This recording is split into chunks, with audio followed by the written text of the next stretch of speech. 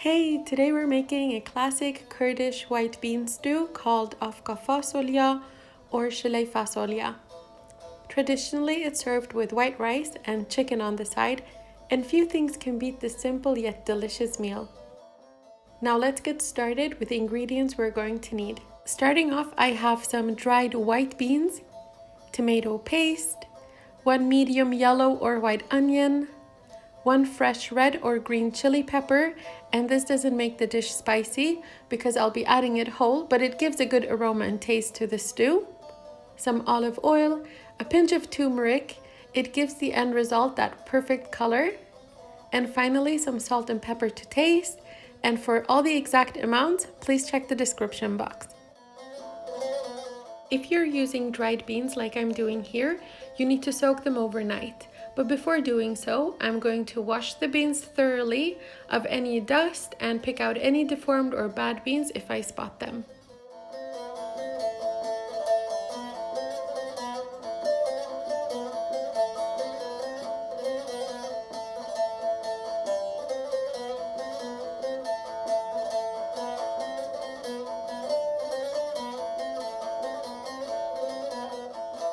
Soak them in room temp water overnight, and I did change the water once throughout the period, but it's not necessary if you forget to do it.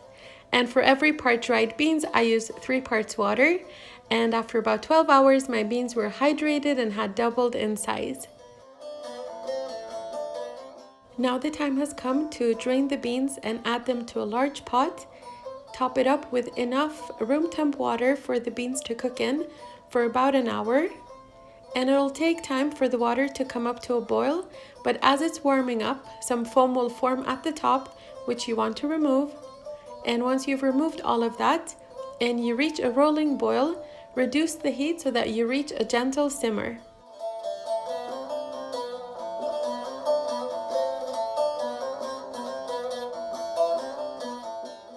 I like to simmer my beans rather than boil them, and that's only so that they don't fall apart and become mush.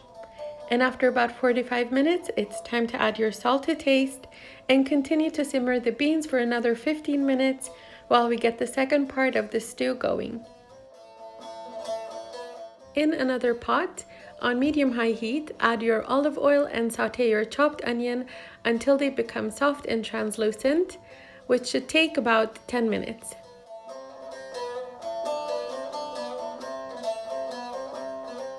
Now add your salt to taste, and remember you also salted your beans, so make sure you keep track of how much salt you're using.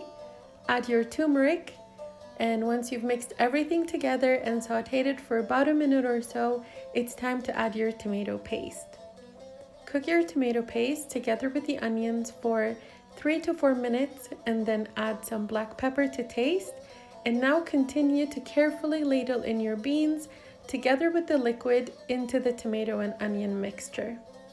Your beans should be tender at this point, but have a slight bite to them because we will continue to cook it in the tomato sauce for another 30 to 40 minutes or until your stew has thickened to your liking and your beans are soft and tender. How saucy you want your stew to be is really up to you. I added all my beans and started off with only some of the bean liquid just to see how much more liquid I would need. I ended up adding the remaining bean liquid I had and an additional cup of hot water along with the chili pepper. Beans have a tendency to thicken your broth, so keep that in mind, and you can always adjust the thickness of your stew. If you find it too thick, just add more water, and if you feel it got too watery, just remove the lid as you're boiling or simmering your stew. I ended up simmering the bean stew for another 40 minutes and tasted it for seasoning along the way. Make sure that you taste your food as you go and add more salt if needed. Now go ahead and plate it and enjoy your Kurdish white bean stew. That's all for today. I hope you liked this video. If you did, please give it a thumbs up and don't forget to subscribe if you haven't already. Let me know in the description box what you would like me to make next. I'll see you on the next one.